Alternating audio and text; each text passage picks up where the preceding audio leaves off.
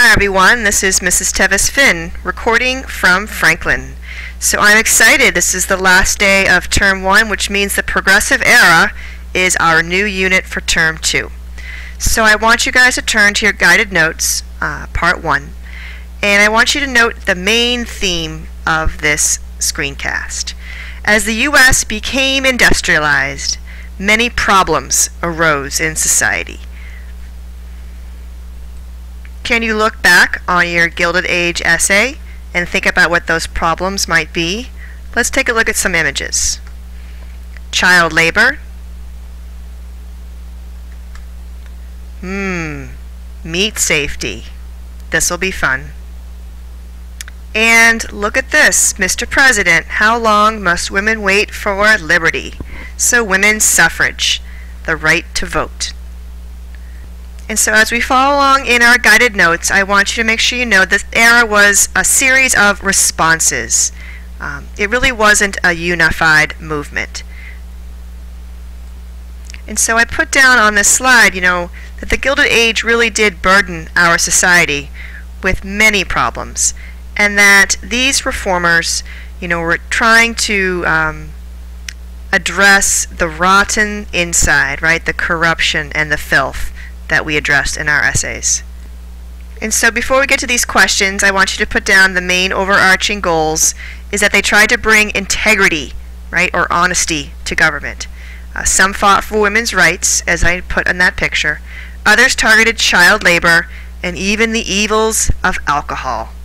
And so 3 essential questions for our group and class discussions are: 1, what is the role and function of government? 2, how are the interests of business, labor, and consumers best balanced? And 3, what is the legacy of the progressive era in today's America? Stay tuned. And so let's go down into the notes where it says who were the progressives. You want to just put down a few things and fill in my description. They were from cities mostly and educated, middle class to upper class, both political parties, and their leaders were journalists, social workers, educators, politicians, and clergy. And the bottom line I want you to fill in is they all agreed that the government needed to address society's evils, and they doubted that the current government could do so. So their main goal was to fix the current government first, and they believed in the science and power of technology, which had produced inventions like the telephone and the light bulb. And so this power they thought could be harnessed to help society. So their main qualities that they shared is that they were moralists, righteous, right, religious. 2, they believed in the power of the government that had to be purified and reformed, but that the government should act. 3, they believed in protecting the weak. So I want you guys to think about social Darwinism here and the survival of the fittest. 4 is they never challenged capitalism, right? They weren't talking about overthrowing our business system. They were not talking about revolution such as in Russia, no communism and socialism. And 5, guys, is that they were paternalistic. So paternalistic, I want you to make sure you know. It's a good vocab word. It means that they were fatherly. They acted as fathers to the weak, right, or to the immigrants. And they were moderate. They were not radical or extreme. They were moderate. Okay, one of these groups, guys, was known as the muckrakers. I have a great picture of how they were characterized during this time period. They were a righteous and forthright group that uncovered problems seen here with their rake to expose them in their newspapers and magazines. Teddy Roosevelt, one of the presidents that we'll look at during this period, nicknamed them. He called them after a character from one of the books he had read, which was focused on a character who had his head down all the time to scrape up dirt, which symbolized his salvation. So he thought that they were obsessed with scandals and corruption. And they did. They focused on corporate greed, political corruption, and poverty. And the main purpose was that they sparked the need for change. And so I'm going to show you an example of some muckrakers.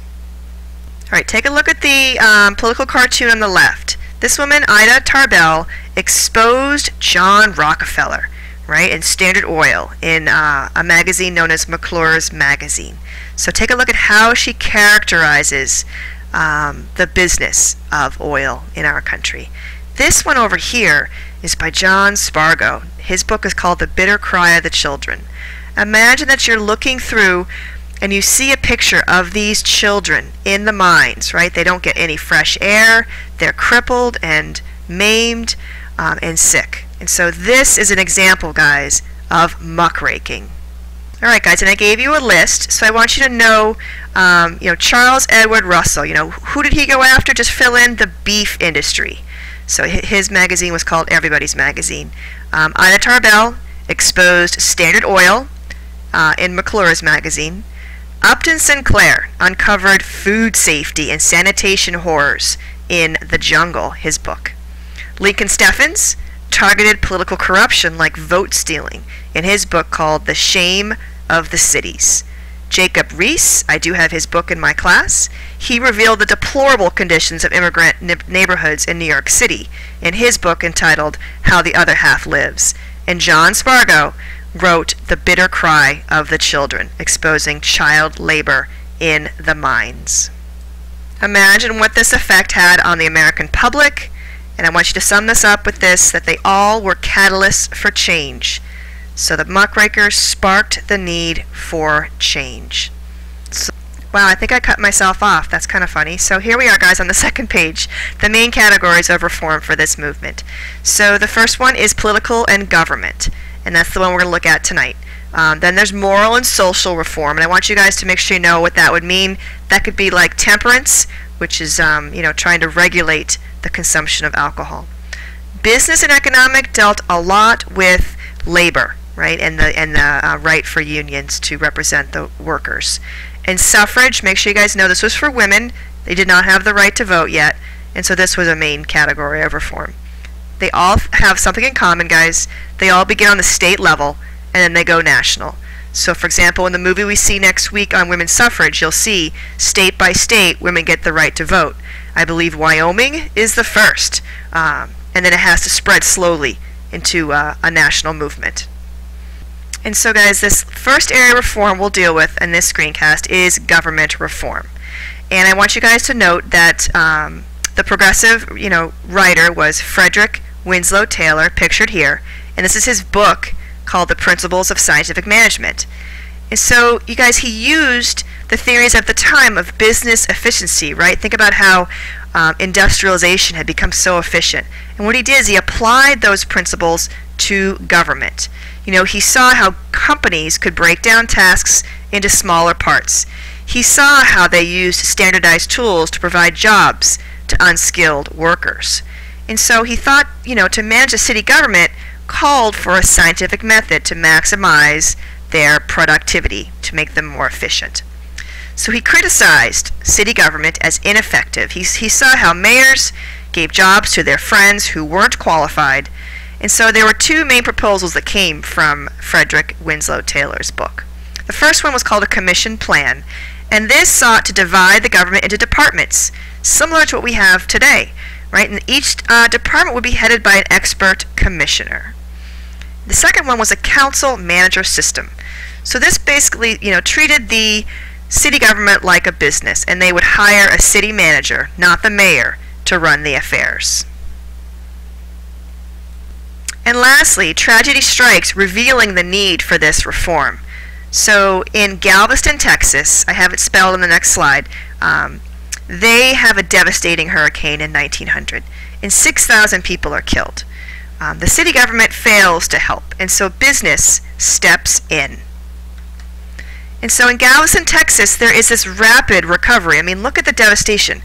Under this new city government, which is now going to be run like a business, people are able to get their homes back, right? They begin to rebuild their community.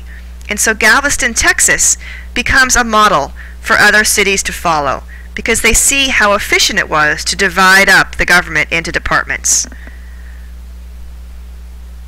Alright guys, I am under 10 minutes. This is Tevi signing off from Franklin. Hope you guys have a great night, and I look forward to term 2.